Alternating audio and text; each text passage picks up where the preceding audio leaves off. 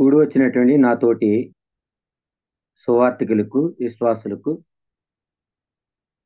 సిద్ధాంతంలో ఉన్నటువంటి క్రీస్తు యొక్క సంఘం తరపున, మా కుటుంబం తరపున ప్రత్యేకమైనటువంటి వందనాలు తెలియజేసుకుంటున్నాం. ఇలాగా మన సహోదరులు సూర్యతేజ్ గారి ద్వారా ఇలా జూమ్లో కలుసుకోవడానికని, కీర్తన ద్వారా మహింపరచడానికని, ప్రతి దినము మంచి మంచి పాఠాలు బోధించుకోవడానికని గొప్ప అవకాశాన్ని మనందరికి కూడా అనుగ్రహించినందుకు మరొకసారి కృతజ్ఞతలు చెల్లించుకుంటున్నాం. ఈ దినము సిద్ధపరిచినటువంటి పాఠం ఏమిటంటే, అంశం ఏంటంటే, క్రైస్తవులకు మరణము ఒక ఆశీర్వాదము. ఈ రోజు సిద్ధపరిచినటువంటి పాఠం పేరు ఏంటంటే, క్రైస్తవులకు మరణం ఒక ఆశీర్వాదం. దేవుడు అందరికీ భౌతిక సంబంధమైనటువంటి ఆశీర్వాదాలు, ఆత్మ సంబంధమైనటువంటి ఆశీర్వాదాలు ఇస్తున్నాడు. మనం బాగా దేవుని పిల్లలుగా నేర్చుకోవాల్సినటువంటి విషయం, దేవుడు అందరికీ భౌతిక సంబంధమైనటువంటి ఆశీర్వాదాలు, ఆత్మ సంబంధమైనటువంటి ఆశీర్వాదాలు ఇస్తున్నాడు. దేవుడు పక్షపాతి కాదండి. ఇప్పుడు మనం ఒకసారి ఆలోచన చేసినట్లయితే, యేసుప్రభు బ్రతుకుండగా మాట్లాడినట్టు మాట మనం ఆలోచన చేసినట్లయితే, లేఖనాల్లో మత్తయి రాసినటువంటి సువార్త 5వ అధ్యాయము 45వ వచనమండి. మత్తయి రాసినటువంటి సువార్త 5వ అధ్యాయము 45వ వచనమండి. ఇది యేసుప్రభు బ్రతుకుండగా మాట్లాడి కొండ మీద ప్రసంగంలో మొదటి అధ్యాయంలో మాట్లాడి ఆయన చెడ్డవారి మీదను మంచివారి మీదను తన సూర్యుని ఉదయింపజేసి నీతిమంతుల మీదను అనీతిమంతుల మీదను వర్షం కురిపించుతున్నాడు.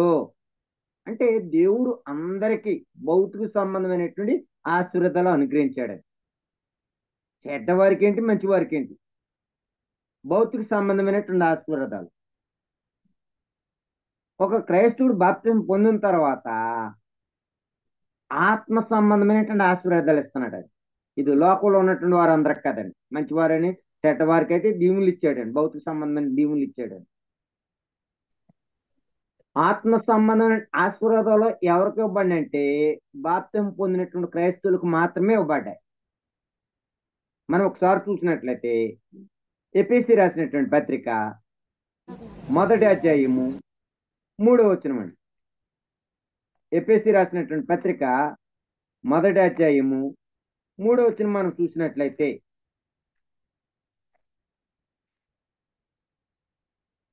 ఎఫెసీ రాసినటువంటి పత్రిక 1వ అధ్యాయం 3వ వచనం, మన ప్రభువు అయిన యేసుక్రీస్తు యొక్క తండ్రి యొక్క దేవుడు స్తుతింపబడును గాక.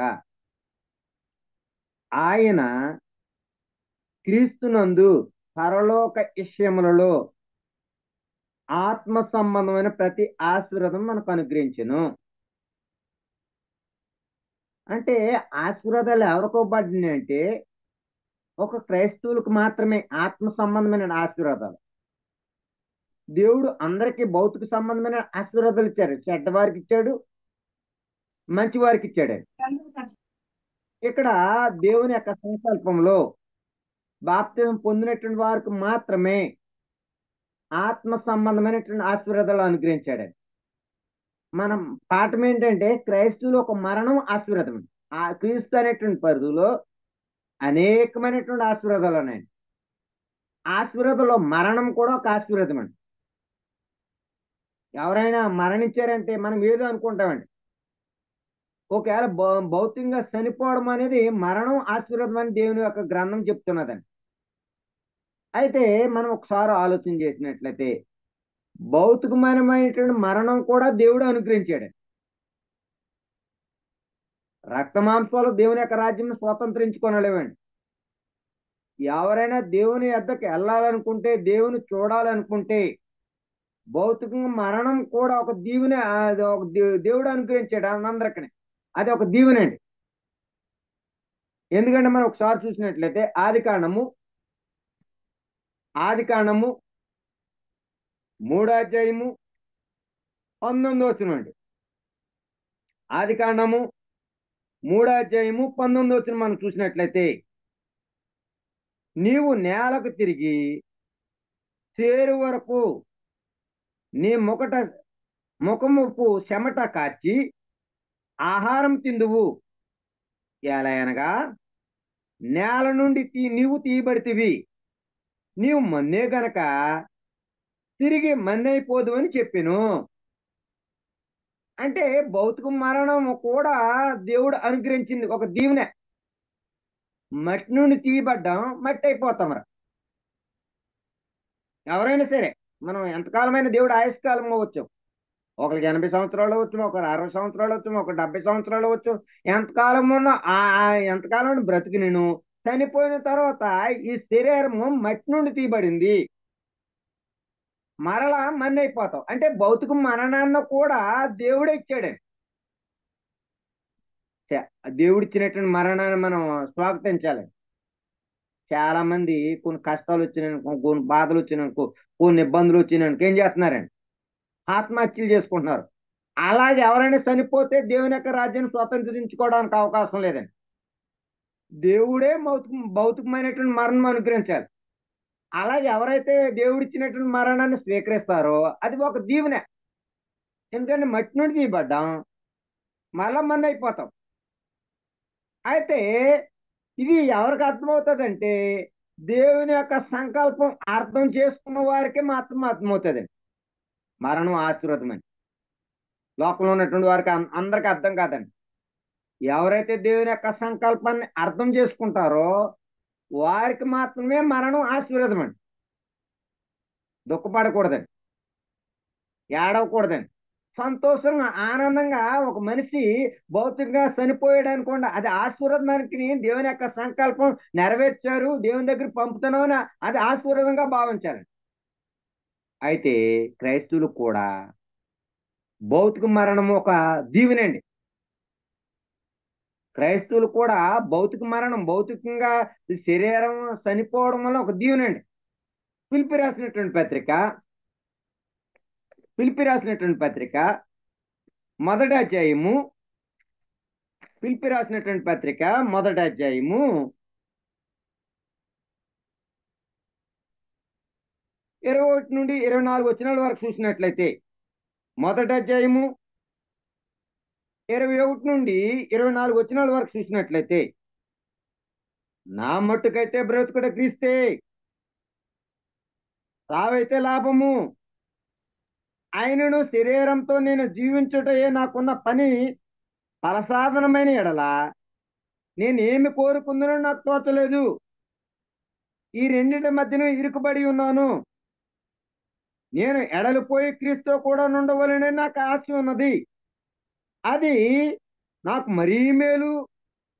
ఆయనను నేను శరీరమందు నిలిచిండుట మిమ్మును బట్టి మరీ అవసరమై ఉన్నది. ఇక్కడ మనం ఆలోచన చేసినట్లయితే 24 వచనం కూడా మనం చూసినట్లయితే, ఆయనను నేను శరీరమందు నిలిచిండడం మిమ్మును బట్టి నాకు మరీ అవసరమై ఉన్నది అంటున్నాడు. అంటే క్రైస్తవులకి మరణము, భౌతిక మరణం మరి జీవన. ఎందుకంటే బ్రతుకుట క్రీస్తే సావైతే లాభం అన్నాడు. భౌతికంగా చనిపోవడం అనేది లాభము. అది మరణం అని ఒక దీవునిగా ఆలోచన చేశారండి. అయితే మనం ఏ పాఠము ఆలోచన చేస్తున్నాం అంటే, క్రైస్తవులకు మరణం ఒక ఆశీర్వాదము. దేవుడు ఆత్మ సంబంధమైనటువంటి ఆశీర్వాదాలు, భౌతిక సంబంధమైన ఆశీర్వాదాలు ఒక పాయింట్ మనం ఆలోచన చేసినట్లయితే, దేవుడు భౌతిక సంబంధమైన ఆశీర్వాదాలు చెడ్డవారికి మంచి వారికి ఇస్తున్నాడండి. కానీ ఆత్మ సంబంధమైన ఆశీర్వాదాలు ఎవరికి అనుగ్రహిస్తున్నాడంటే బాప్తిసం పొందినటువంటి వారికి. రెండో పాయింట్కి మనం ఏం ఆలోచించాం? భౌతిక మరణం కూడా దేవుడు అనుగ్రహించినటువంటి ఒక దీవెన. చనిపోవడం అనేది ఒక దీవెన, అది శాపం మనం ఆలోచన చేసుకోకూడదండి. అది ఎవరికి ఆశీర్వాదం మనం ఆలోచన చేసాం? దేవుని యొక్క సంకల్పం అర్థం చేసుకున్నటువంటి వారికి మాత్రమే మరణం ఆశీర్వాదకరమని ఆలోచన చేస్తున్నాం. క్రైస్తవులకు భౌతిక మరణం కూడా మేలు అంటున్నాడు. బ్రతికితే క్రీస్తు కొరకే, సావైతే లాభం అన్నాడండి అపోస్తుడు అయినటువంటి పౌలు.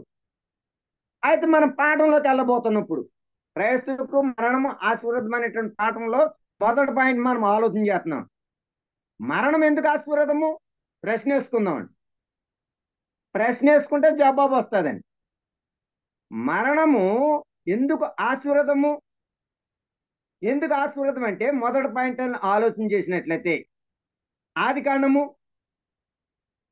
3వ అధ్యాయము, ఆదికాండము 3వ అధ్యాయము 22 వచ్చిన మనం చూసినట్లయితే 22 నుండి 23 వచ్చిన మనం ఆలోచన చేద్దామండి.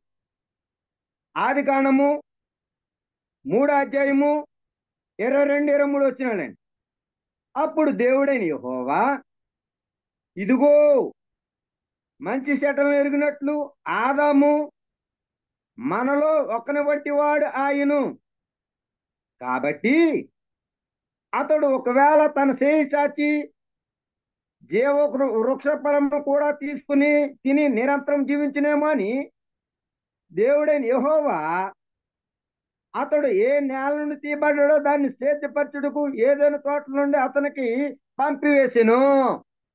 అంటే మరణం ఎందుకు ఆశీర్వాదం అంటే మంచి చెడ్డల తెలుగు నుండి విడుదల అవుతున్నాం. మంచి చెడ్డల తెలుగు నుండి మనం విడుదల పొందుతున్నామండి. అంతేకాదు మరణం ఎందుకు ఆశీర్వాదం అంటే ఎఫెసీ రాసినటువంటి పత్రిక 2వ పాయింట్ మనం ఆలోచన చేస్తున్నామండి.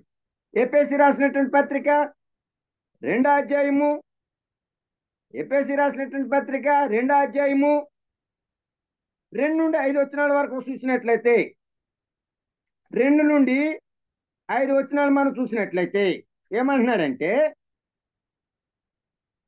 2 నుండి 5 వచనాలు, మరియు మీరు వాటిని చేయొచ్చు వాయుమండల సంబంధమైన అధిపతిని అనగా అవిధేయులైన వారిని ఇప్పుడు ప్రేరేపించే శక్తిని అధిపతిని అనుసరించి ప్రపంచ ధర్మం చెప్పిన మునుపు నడుచుకుండిరి.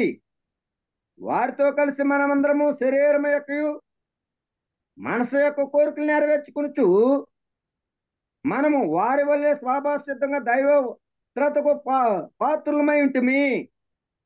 అంటే శరీర కోరికల నుండి విడుదల పొందుతున్నామండి. మొదటిపై మరణం ఎందుకు ఆశీర్వాదం అంటే మంచి చెడ్డల తెలుగు నుండి విడుదల పొందుతున్నామండి. శరీర కోరికల నుండి విడుదల పొందుతున్నామండి. అంతేకాదు మనం చూసినట్లయితే శరీర అనారోగ్యం నుండి కూడా విడుదలండి. ఒక మనిషి భౌతికంగా చనిపోవడము శరీర అనారోగ్యం నుండి కూడా విడుదలండి. మనం ఒకసారి చూసినట్లయితే కొరింథీ రాసినటువంటి 2వ పత్రిక 4వ అధ్యాయము 16 వచనమండి. 4వ అధ్యాయము 16 వచనం, కావున మేము అధైర్యపడము, మా బాహ్య పురుషుడు కృషించుచున్నను ఆంతర్య పురుషుడు దినదినము నూతన పరచబడుచున్నాడు. అంటే అర్థం ఏంటంటే శరీర అనారోగ్యం నుండి విడుదల. ఒక మనిషి చనిపోవడం వల్ల మన శరీరకంగా ఎన్నో బాధలు ఉంటాయి, ఎన్నో కష్టాలు ఉంటాయి, ఇబ్బందులు ఉంటాయి. అనారోగ్యాల నుండి విడుదల. అంతేకాకుండా మనం చూసినట్లయితే మరణం ఎందుకు ఆశీర్వాదం అంటే సాతాను యొక్క శోధన నుండి విడుదలండి. మనకి శరీరం ఉన్నంత వరకే సాతాను మనం శోధిస్తూ ఉంటాడండి. శరీరం విడిచిపెట్టేసిన తర్వాత సాతాను శోధించడానికి అవకాశం లేదండి. యాకోబు రాసినటువంటి పత్రిక, యాకోబు రాసినటువంటి పత్రిక 1వ అధ్యాయము 12 నుండి 15 వచనాల వరకు చూసినట్లయితే యాకోబు రాసినటువంటి పత్రిక 1వ అధ్యాయము 12 నుండి 15 వచనాలు చూసినట్లయితే శోధన సహించేవాడు ధన్యుడు, అతడు శోధనకు నిలిచిన వాడై ప్రభు తను ప్రేమించే వారికి వాగ్దానం చేసిన దేవ కిరీటం పొందును. దేవుడు కీడిస్తున్న శోధింపనేరడు, ఆయన ఎవరిని శోధించడు గనక ఎవడైనను శోధింపబడినప్పుడు నేను దేవుని చేత శోధింపబడుతున్నాను అనకూడదు. ప్రతివాడు తన స్వకీయమైన దురాశ చేత ఏడవబడి మరులో కొల్పబడిన వాడే శోధింపబడును. వ్రాస గర్భం ధరించి పాపమును కనగా పాపం పరిపక్వమై మరణం కనును. అంటే ఇక్కడ మనం చూసినట్లయితే అంటే సాతానుడు శోధన నుండి విడుదల మాట. మరణం ఎందుకు ఆశీర్వాదం అంటే ఎన్ని పాయింట్లు ఆలోచన చేసి అంటే 4 పాయింట్లు అండి. మంచి చెట్ల తెలుగు నుండి విడుదల పొందుతున్నాము, శరీర యొక్క కోరికల నుండి విడుదల పొందుతున్నాము, మూడవదిగా శరీర అనారోగ్యం నుండి విడుదల పొందుతున్నాము, సాతాను యొక్క శోధన నుండి విడుదల పొందుతున్నాము. ఇది మరణం ఒక ఆశీర్వాదం అని ఆలోచన చేస్తాం. రెండో పాయింట్ గా మనం చూసినట్లయితే క్రైస్తవులకు భౌతిక మరణం కూడా ఆశీర్వాదమైన కారణాలు చెప్తున్నాను లేఖనాలన్నీ అనేకమైనటువంటి. క్రైస్తవులు ఒకవేళ భౌతికంగా మరణించాడు అనుకోండి, అది ఆశీర్వాదం అండి. చాలా మంది ఏంటి మీ డాడీ గారు ఎందుకు చనిపోయారు, అయ్యో ప్రభు నమ్ముకున్నాడు కదా, చనిపోకూడదు, మీ మమ్మీ ఎందుకు చనిపోయింది, లేకపోతే మీ అన్న ఎందుకు చనిపోయింది, మీ భార్య ఎందుకు చనిపోయిందని ఈ పదాలు వస్తాయండి. కానీ క్రైస్తవులు భౌతికంగా మరణించడం వల్ల అది ఆశీర్వాదాలని లేఖనాలు చెప్తున్నాయండి. మనం ఒకసారి చూసినట్లయితే మొట్టమొదటిగా ప్రకటన గ్రంథము 14వ అధ్యాయము 13వ వచనం. 14వ అధ్యాయము 13వ వచనం. ప్రకటన గ్రంథము 14వ అధ్యాయం 13వ వచనం.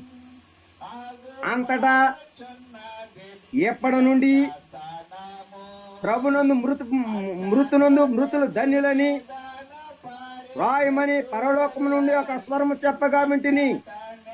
నిజమే, వారి ప్రయాసములు మాని విశ్రాంతి పొందుదురు, వారి క్రియలు వారి ఎంత పోవుని ఆత్మ చెప్తున్నాడు.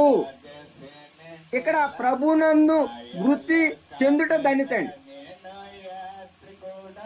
అందరు ధన్యులు కాదండి, చనిపోయినటువంటి వారు అందరు ధన్యులు కాదు, ప్రభునందు మాత్రమే. ఎవరైతే మృతి చెందుతున్నారో, ఎవరైతే మరణిస్తున్నారో వారు ధన్యులండి. ఎందుకనండి, వారు ఎవరితో ఉన్నారు, దేవునితో ఉన్నారండి.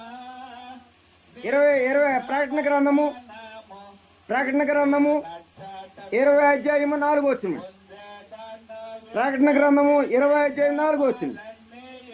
అంతటా సింహాసనం సూచితుని వాటి మీద ఆసీనులైన వారిని విమర్శనం చేయుటను అధికారం ఇవ్వబడును. మరియు క్రూర ముఖముకైనను దాని ప్రతిమగానే నమస్కారం చేయక తమ నొసల యందు గాని చేతుల యందు గాని ముద్ర వేసించుకున్న వారికి వారిని యేసుమే తామిచ్చిన సాక్ష్యం నిమిత్తము దేవుని వాక్యం నిమిత్తము శిరఛాదనం చేయబడిన వారి ఆత్మను చూచుదని వారు బ్రతికిన వారే ఈ సంవత్సరంలో కూడా క్రీస్తు కూడా రాజ్యం చేసిరి. అంటే ఇక్కడ మనం చూసినట్లయితే వారు ఎక్కడున్నారంటే దేవునితో ఉన్నారు. వారు ఎక్కడున్నారంటే మళ్ళా మరణించినటువంటి వారు ఎక్కడున్నారంటే విశ్రాంతి పొందుతున్నారండి. మనం ప్రకటన గ్రంథము 14వ అధ్యాయంలో చూసామండి 13వ వచనంలో ఏమని చూసామండి, 14వ అధ్యాయం 13వ వచనంలో వారు ప్రయాసం మాని విశ్రాంతి పొందుతున్నారండి, రెస్ట్ తీసుకుంటున్నారండి. మనం భౌతికంగా ఏమంటాం, మన కన్న తల్లిదండ్రుల్ని అమ్మా విశ్రాంతి తీసుకోమంటామండి. వాళ్ళకు శరీరం ఉన్నంత వరకు ఏం తీసుకోమంటామే, కానీ ఏదో టైంలో ఏదో పని చేసుకుంటారండి. కానీ దేవుడు మరణాన్ని ఎందుకు ఇచ్చాడంటే వాళ్ళు విశ్రాంతి పొందుతున్నారు, రెస్ట్ తీసుకుంటున్నారు అంతే. అంతేకాదు మరలా వారు కూడా ఏమొస్తాయంటే వారి క్రియలు వస్తాయండి. 3 పదాలు ఉపయోగించాడండి ఇక్కడ ప్రకటన గ్రంథంలో. ప్రభునందు మాత్రం మృతి పొందినటువంటి వారు ధన్యులు. రెండో పాయింట్గా మనం ఆలోచన చేసినట్లయితే ఏమంటున్నాడంటే వారు విశ్రాంతి పొందుతున్నారు. ఏ పాయింట్ కాపాడుతుందంటే వారి క్రియలు వారు అంటే వస్తాయంటండి. ఈ భూమి మీద చేసినటువంటి పనులు ఉంటాయండి, దేవుని పనులు, ఇష్టమైనటువంటి పనులు, అంటే గుర్తుండిపోయే పనులు ఉంటాయండి. ఎవరైనా మరణించారు అనుకోండి, వాళ్ళు చేసినటువంటి పనులు మనకి జ్ఞాపకం వస్తూ ఉంటాయండి. అంటే వాళ్ళు చేసినటువంటి క్రియలు మాట, క్రియ అనగా పని, వారు చేసినటువంటి పనులు గుర్తుకు వస్తూ ఉంటాయండి. అందుకనే ప్రభునందు మరణం ఎందుకు ఆశీర్వాదం అంటే మరణం ఎందుకు ఆశీర్వాదమైన దేవుని యొక్క వాక్యం చెప్తుందంటే ప్రభునందు మృతి పొందుట ధన్యత అని చెప్తుందండి. వారు దేవునితో ఉన్నారని చెప్తున్నారండి, వారు విశ్రాంతి పొందుతున్నారని చెప్తుంది. అంతేకాదు మనం ఒకసారి చూసినట్లయితే లోక రాసినటువంటి సువార్త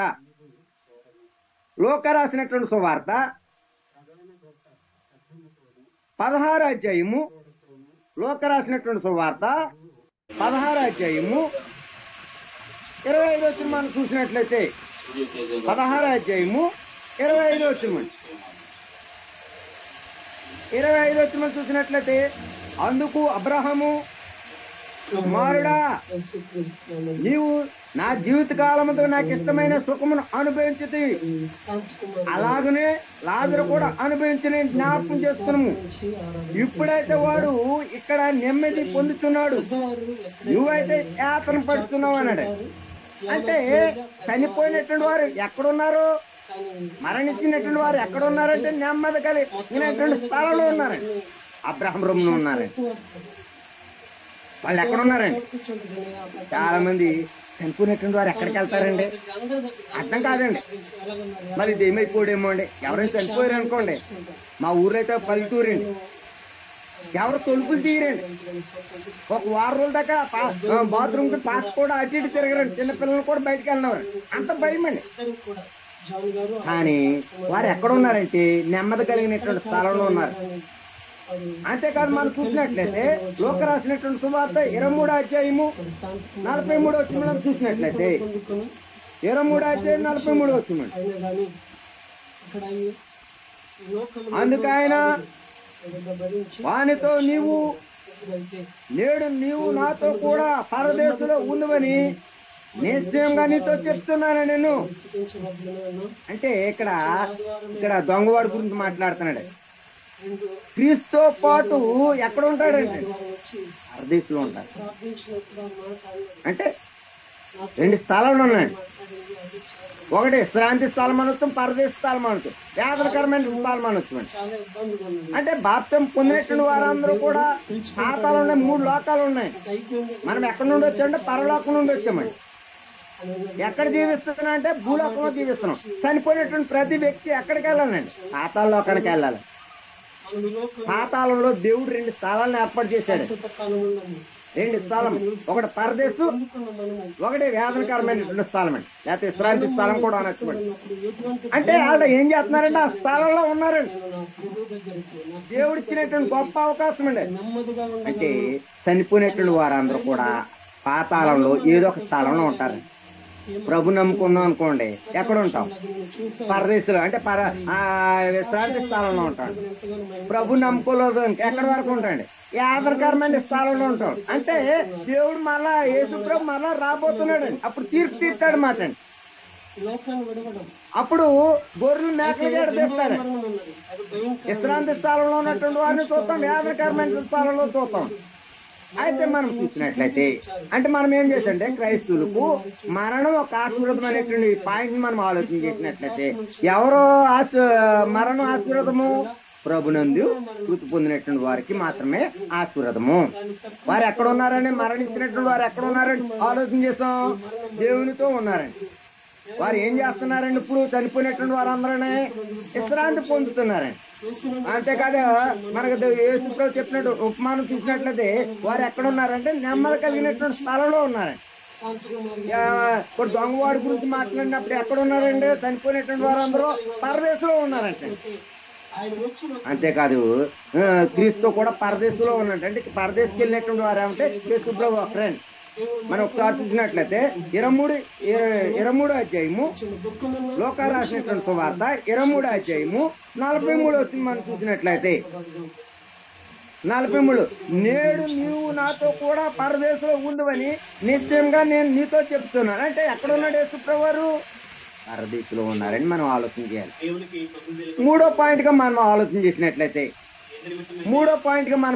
చేసినట్లయితే భౌతిక మరణం విషయంలో విశ్వాసులు ఎలా ఆలోచన కలిగి ఉన్నారు, ఏ దృక్పథంతో ఆలోచన చేశారని మనం ఒకసారి ఆలోచన చేసినట్లయితే భౌతిక మరణం విషయంలో విశ్వాసులు ఎలా ఆలోచన చేస్తున్నారు, ఎలా ఆలోచన కలిగి ఉన్నారు? మనం చూసినట్లయితే యోబు గ్రంథము, యోబు రాసినటువంటి గ్రంథము మొదటి అధ్యాయము, యోబు గ్రంథము మొదటి అధ్యాయము 21 వచనం చూద్దామండి. యోబు గ్రంథము మొదటి అధ్యాయము 21 వచనం చూసినట్లయితే, నేను నా తల్లి గర్భంలో దిగంబరిగా వచ్చి తిని దిగంబరిగా అక్కడ తిరిగి వెళ్ళదును, యెహోవా ఇచ్చును, యెహోవా తీసుకుని పోయిను, యెహోవా నామమునకు స్తుతి కలుగును గాక అన్నాడు. అంటే ఇక్కడ యోబు ఎలా ఆలోచన చేశారంటే, మన ముందున్నటువంటి వారు ప్రాణమును దేవుడే ఇచ్చును, దేవుడే తీసుకున్నాడు, అలా ఆలోచన చేశారు. ప్రాణాన్ని ఇచ్చినటువంటి వాడు ఎవరు? దేవుడే. ప్రాణం తీసుకునేటువంటి వాడు ఎవరో? దేవుడే. అలా ఆలోచన చేశారు. పితర కాలంలో ఉన్నటువంటి యోబు అలా ఆలోచన చేశాడు.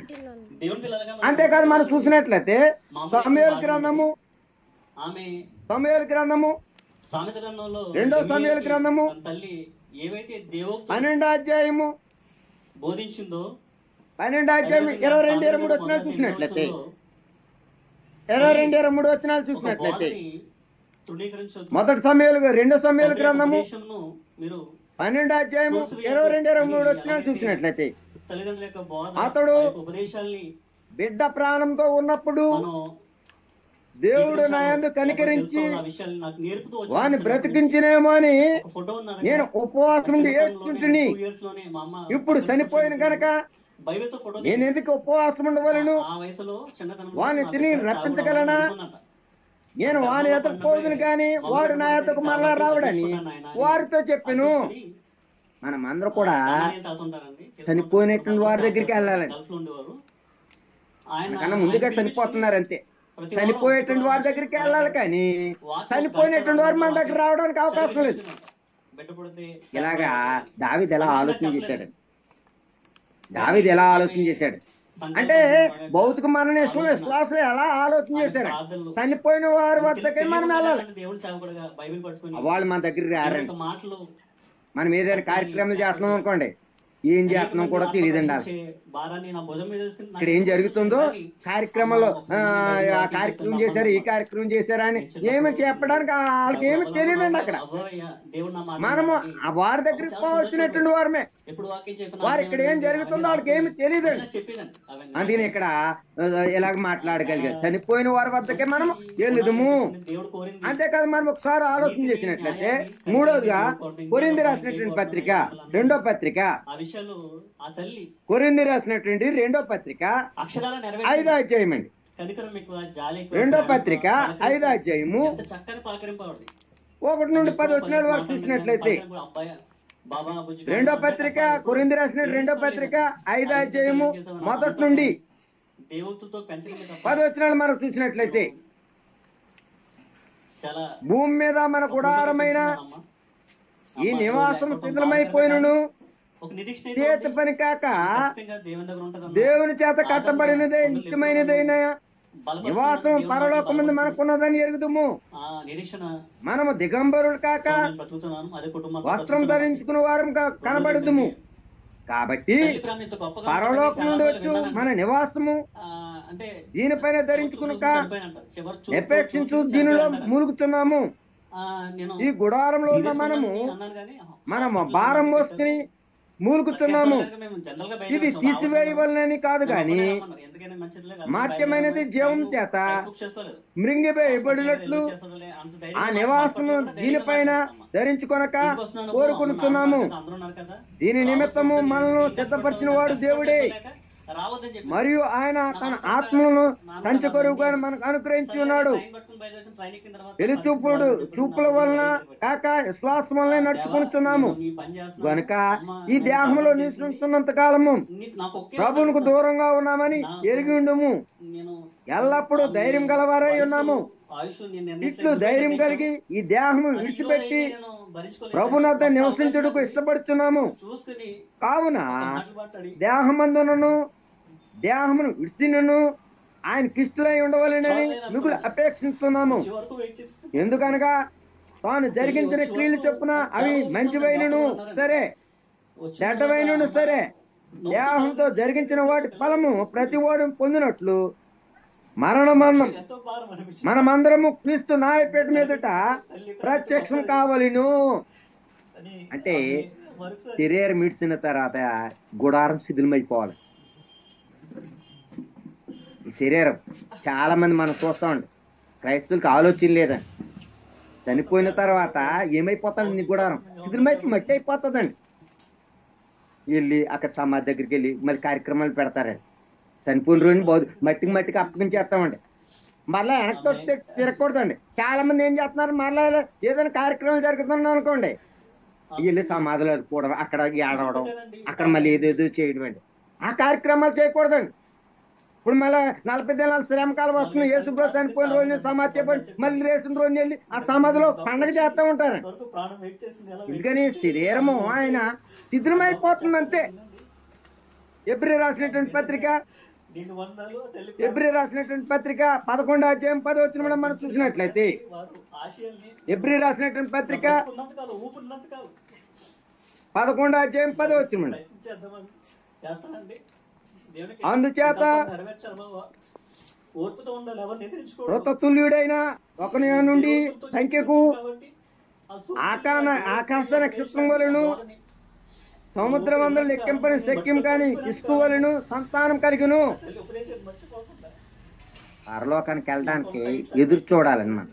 నా విజ్ఞాపన నా నిమిత్తం అంటే భౌతిక మరణ విషయంలో విశ్వాసులు అలా ఆలోచన చేశారు. అది పెరగకుండా ఉండాలని మనం ఏం చేసామంటే క్రైస్తవుల ఒక మరణం ఆశీర్వాదమని ఆలోచన చేశాం. రెండోదిగా మనం ఏం చేసామంటే మరణము ఎందుకు ఆశీర్వాదమని ఆలోచన చేశాం. నెరవేర్చాలని బాప్తిసం పొందినటువంటి క్రైస్తవులు మరణాన్ని ఎలా ఆశీర్వాదంగా చూడగలిగారు, ఆ కారణాల గురించి మనం ఆలోచన చేశాం. ఉపదేశించిన ఉపదేశాన్ని భౌతిక మరణ విషయంలో విశ్వాసులు ఏ ఆలోచన కలిగి ఉన్నారో మనం ఆలోచన చేశాం. నేను ముందుకు ముగింపుగా మనం చూసినట్లయితే జ్ఞాపకం చేసుకోండి. వందనాలు తెలియపరుచుకుంటూ భౌతిక మరణం కీడు కాదండి. మీరందరూ మమ్మల్ని ఆదరించండి. ముగింపుగా భౌతిక మరణం కీడు కాదండి. వాళ్ళంత చక్కని మాట శాపం నష్టం నష్టంగా ఆలోచన చేయకూడదండి. చాలా మంది అలా అనుకుంటున్నారు. భౌతికంగా ఎవరైనా మరణించారనుకో అది కీడేమో వాళ్ళ ఇంట్లో, పెంచింది. అదేం శాపమేమో వాళ్ళ ఇంట్లో నష్టం కలిగిందేమో అనుకోండి.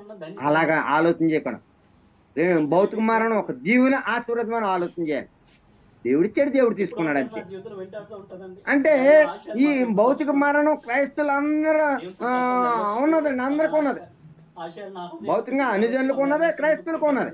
కానీ ఎవరైతే ప్రభునందు అందరికీ వందలు తెలియపరుస్తూ ఎవరైతే ప్రభునందు మృతి పొందుతారో వారు మాత్రమే దాన్ని. అందరికీ అంటే ఈ భూమి మీద యేసు ప్రభుని అందరు కలిగి ఉండాలండి. యేసు ప్రభు నోటితో ఒప్పుకోనాలండి, బాప్తిసం తీసుకోనాలండి. బాప్తిసం తీసుకుని మేము పరలోకానికి వెళ్ళిపోతాండి, వెళ్ళామండి. ఎక్కడికి వెళ్ళాలి? బాప్తిసం తీసుకుని ప్రతి ఆదివారం నాడు మనం ఏం చేయాలి?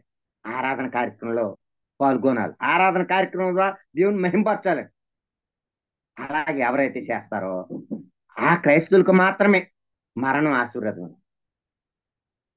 అది ఆశీర్వాదం. ఇటు ఆలోచనల గ్రంథంలో పరిశుద్ధాత్ముడు తన బిడ్డలకు రాయించాడండి ఆదరణ పొందడానికి. ఇంకా చాలా విషయాలు ఉన్నాయి. అయితే నేను ఈ దినాన్ని ఏం చెప్పానంటే క్రైస్తవులకు మాత్రమే మరణం ఆశీర్వాదం. మనం ఆశీర్వాదంగా ఆలోచన చేద్దాం. దీవెన, అది ఒక దీవెన అండి. ఎవరైతే బ్రతుకున్నంత కాలం అంటే విడుదల కాలం చేసాడండి దేవుడు.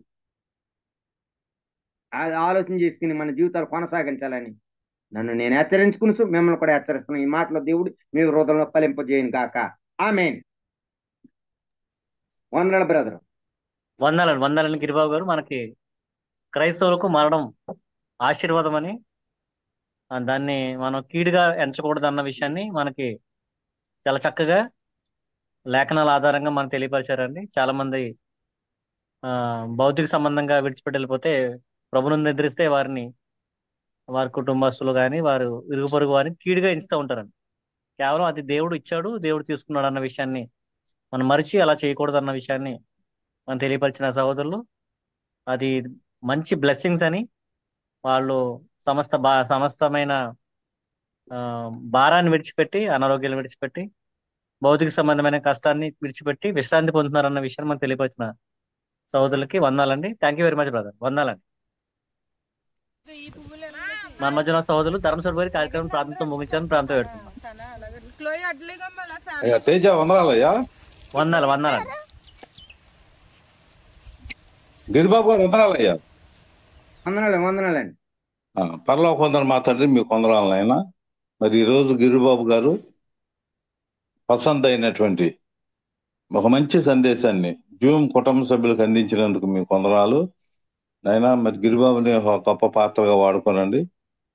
ఇచ్చినటువంటి సందేశం నాయన, మరి నీ చిత్తమైతే అవుట్లైన్స్ మేము సంపాదించుకోవడానికి సహాయం చేయండి. గిరిబాబుని ఒక పాత్రగా వాడుకున్నందుకు మీకు వందనాలు. సూర్యతేజ గారి ద్వారా, అంటే కొలాబా క్రీస్తు సంఘం ద్వారా, సూర్యతేజ, శిరీష, క్లోయి, లిబ్బిని వారి ఫ్యామిలీ ద్వారా మీరు ఇచ్చినటువంటి మంచి సందేశాన్ని బట్టి మీకు వందనాలు తెలియజేసుకుంటూ, విన్నటువంటి ఈ సందేశం ద్వారా నీ పోలికలు మేము సంపాదించుకోవడానికి, లేదా నీ రూపురేఖలు మేము సంపాదించుకోవడానికి సహాయం చేయాలని మేము ప్రత్యేకంగా మేము ప్రార్థన చేస్తా ఉన్నాం.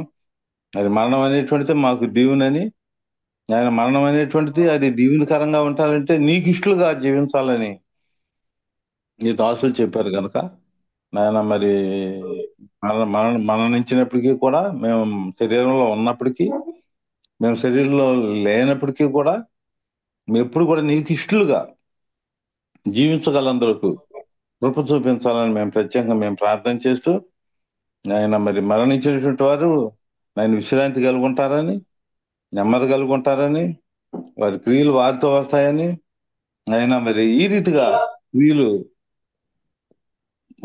మాతో చెప్పినందుకు మీకు వందనాలు తెలియజేసుకుంటా ఉన్నాం నాయన.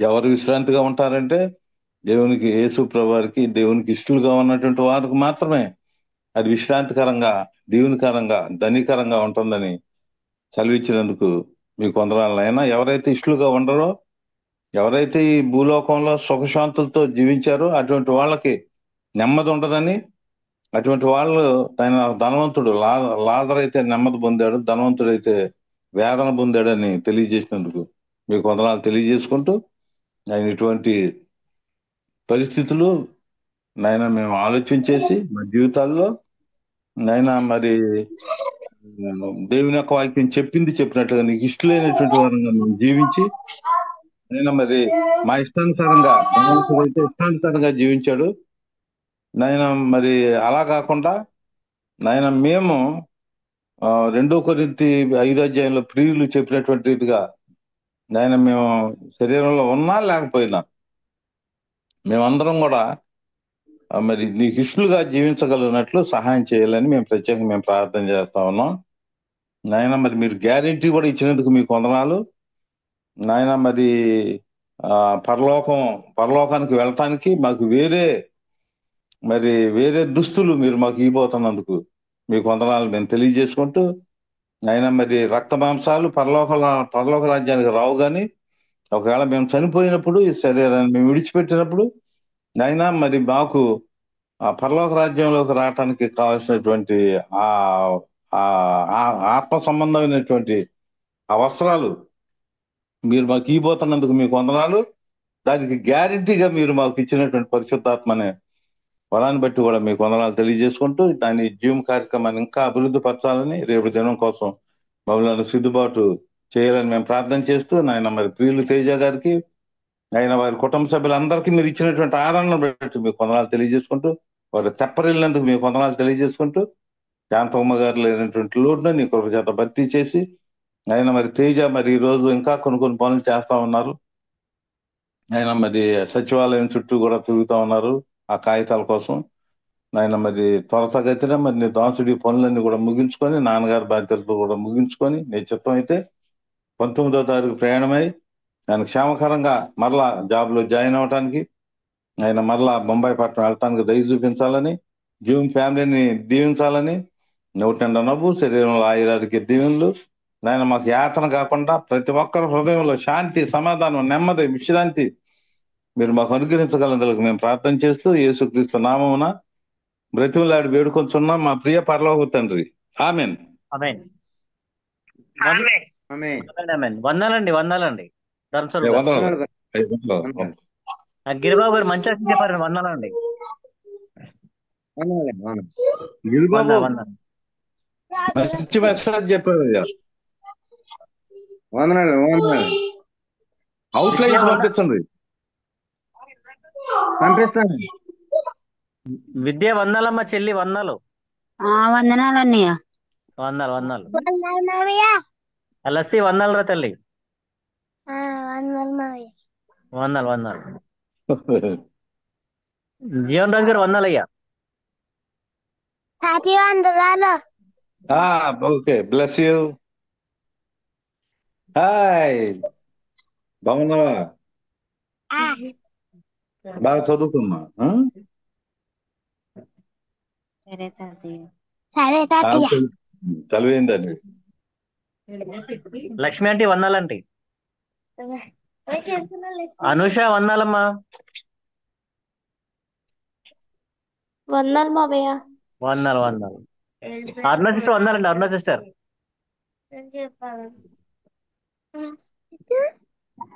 వందనాలు బ్రదర్. వందనాలు వందనాలు. స్వప్న సిస్టర్ వందనాలమ్మా. స్వప్న సిస్టర్ వందనాలు బ్రదర్. వందనాలు వందనాలు. ముంబై మాయ శాంపల్ గారు వందనాలండి. వందనాలు. సాత్విక్ వందనాలమ్మా. సాత్విక్. గోసాల దేవి సిస్టర్ వందనాలమ్మా. వందనాలు సిస్టర్ వందనాలు. జీవన్ రాజు వందనాలు బ్రదర్. జీవన్ బ్రదర్ వందనాలు వందనాలు. అందరికీ వందనాలండి. సాత్విక్ వందనాలు రమ్మా. వందనాలు వందనాలు. అందరికీ వందనాలండి. వందనాలు వందనాలు. మా నాన్నగారు వందనాలు చెప్తారండి. వందనాలు.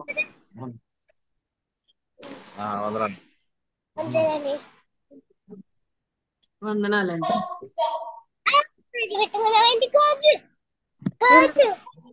అందరికీ వందనాలండి. బాయ్ అండి అందరికి. అందరికి గుడ్ నైట్ అండి. Bye bye. Bye bye bye. Bye. Bye bye bye చెల్లె. బాయ్.